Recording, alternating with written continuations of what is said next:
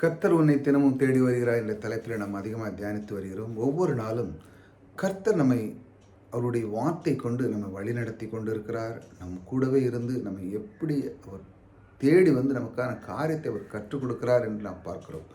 வாழ்க்கையிலே கற்றுக் கொடுக்கிறது என்பது மிக மிக அவசியம். நம்முடைய குழந்தைகளை பாருங்கள், அவங்களுக்கு கற்றுக் கொடுக்குறோம், கர்த்தரை பற்றி சொல்கிறோம், இதெல்லாம் ரொம்ப ரொம்ப முக்கியம். ஆகையால் நாம் அவர்களை தேடி செல்கிறோம். அந்த பிள்ளைலாம் நம்மகிட்ட வந்து கேட்குது, எனக்கு அதை சொல்லித்தாங்க, இதை சொல்லுங்க.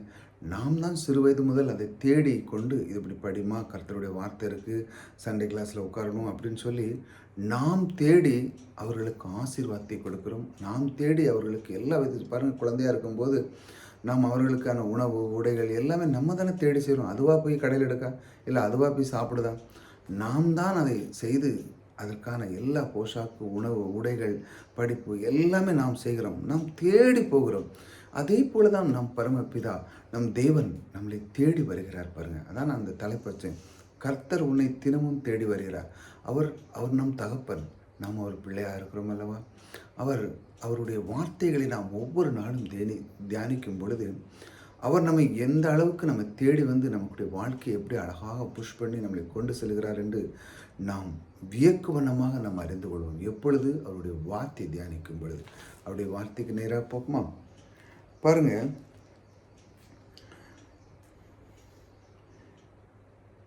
மாம்சமும் இரத்தமும் இதை உனக்கு வெளிப்படுத்தவில்லை, பரலோகத்திருக்கிற என் பிதாவே உனக்கு வெளிப்படுத்தினார்.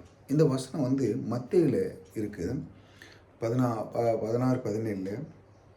இது ஏன் இந்த வார்த்தையை நான் உங்களுக்கு சொன்னேன்னா, கிறிஸ்து இயேசு சொல்கிறார், அப்பொழுது கிறிஸ்து சொன்னார், பின்பு இயேசு கிறிஸ்து சீசர்களோடு வரும்போது, மனுஷகுமாரர்களாகிய என் ஜனங்கள், அதாவது அவர் சொல்கிறார், இயேசு சீசர்களோடு வரும்போது அவர் சொல்கிறாரு, அவர் சொல்லுகிறார், அவர்கள் சிலர் என்னை பற்றி என்ன நினைக்கிறாங்க, என்ன சொல்கிறாங்க அப்படின்னு சொல்லும்போது சொல்கிறார், அவர் சொல்கிறார், சிலர் யோனான் ஸ்தானன் என்னும், சிலர் எலியா என்னும், வேறு சிலர் எரேமியா என்னும் தீர்க்கதரிசி ஒருவர் என்று சொல்லுகிறார்கள். இப்படிலாம் சொல்கிறாங்க. இப்போ சீசர்கள் கூட வரும்போது மக்கள்லாம் இப்படி அவர் அதிசயம் செய்கிறார், அதில் கர்த்தரோடு தேவனோடு ஒரு அன்பில் உறவில் இருந்து எல்லா விதமான காரியம் செய்கிறார். ஆபிரகாமுடைய சன்னதியினுடைய எந்த ஒரு ஆட்கள் எதாக இருந்தாலும் பிசாசனை அதிலெல்லாம் நீக்கி, அவர் இந்த உலகத்திலே நோய் நொடிகளெல்லாம் நீக்கி, சாபத்தெல்லாம் நீக்கி பிசாசை விரட்டுறார், மரித்தோர்லேருந்து உயிர் தெழுக வைக்கிறார். இப்படி ஒவ்வொரு காரியம் அவர் செய்கிறார் பாருங்கள். இதை செய்யும் பொழுது மக்கள்லாம் என்ன சொல்கிறாங்க அப்படின்னு சீஷர்கிட்ட கேட்குறாரு. அதான் சொல்கிறாங்க, ஒவ்வொருத்தரும் ஒரு விதமாக சொல்கிறாங்க அப்படின்னோடனே ஆண்டவர் அவர் மேல் அவங்களுக்குள்ள ஒரு வார்த்தை வைக்கிறார்.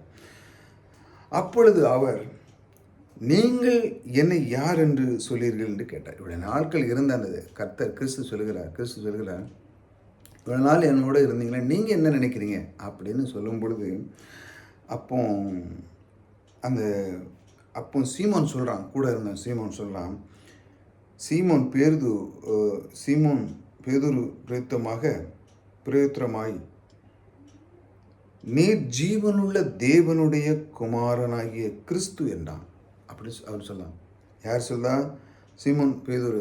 அவங்க சொல்ல, நீர் கிறிஸ்து, அதாவது தேவனுடைய குமாரன் என்று சொல்கிறார்.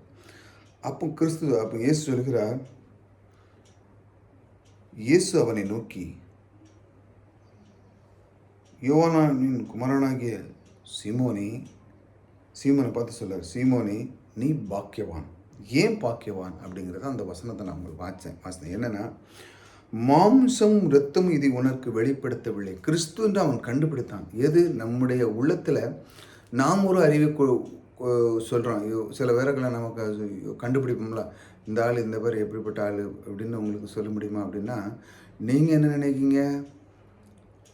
உங்கள் செயல், அதாவது நீங்கள் அவங்க பார்த்த செயல்கள், அவங்க நன்மை செய்த விதம், இதைத்தான் நீங்கள் பார்த்து தான் அவனை ஒன்று ஜட்ஜ் பண்ண முடியும் இல்லையா?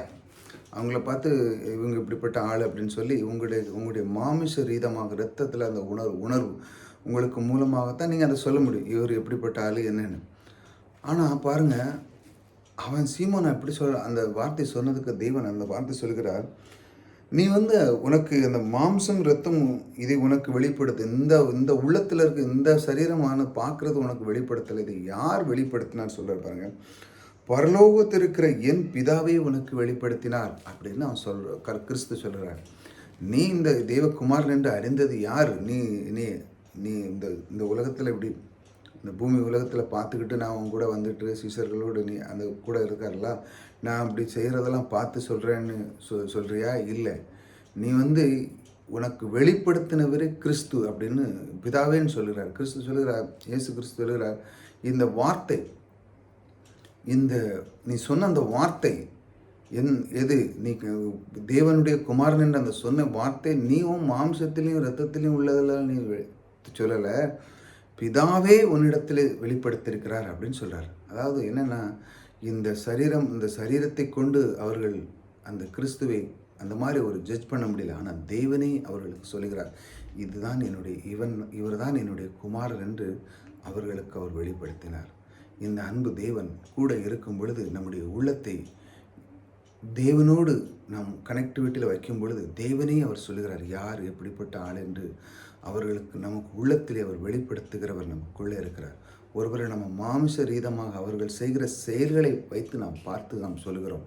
ஆனால் அப்படி இல்லாமல் தேவனுக்குள்ளே நாம் ஒவ்வொரு நாளும் அவருடைய வார்த்தைகளை கடந்து செல்ல செல்ல அவரே நமக்கு சொல்லுவார். எப்படி இந்த வார்த்தை உன் மாமிசத்திலும் இரத்தத்திலும் நீ இதை வெளிப்படுத்தலை, தேவனே உனக்கு வெளிப்படுத்தி இருக்கிறார் என்று கிறிஸ்து சொன்னது போல இந்த நாள் உங்களுக்கு அவர் சொல்லுகிறார், நீ என்னோடு இந்த வாழ்க்கை பயணத்தை நீ வரும் பொழுது உன்னுடைய வாழ்க்கையில் யார் எப்படிப்பட்ட ஆள், யார் என்ன குணம் உள்ளது என்று நானே உனக்கு வெளிப்படுத்துவேன், உன்னுடைய வாழ்க்கையில் என்ன தேவை என்று நானே உனக்கு வெளிப்படுத்துவேன் என்று தான் அவர் சொல்லுகிறார். பாருங்கள், அந்த அளவுக்கு அவர் வெளிப்படுத்துகிறார். நம் தேவன் நமக்குள்ளே அவர் இருக்கும் பொழுது யார் எப்படி நம் கூட இருக்கிறவர் என்று நீங்களே அறிய வேண்டாம். நீங்கள் மாம்ச ரீதியத்தில் இந்த மாதிரி இந்த இரத்தத்தில் மூலமாக அவர் சொல்லுவார்ல, மாம்சம் இரத்தம் இதை உனக்கு வெளிப்படுத்தவில்லை, இதெல்லாம் உனக்கு நீ அறிந்து கொள்ள வேண்டிய அவசியமே இல்லை, நானே உனக்கு வெளிப்படுத்தேன் என்று கிறிஸ்து உங்களுக்குள்ளே அவர் சொல்லுகிறார்.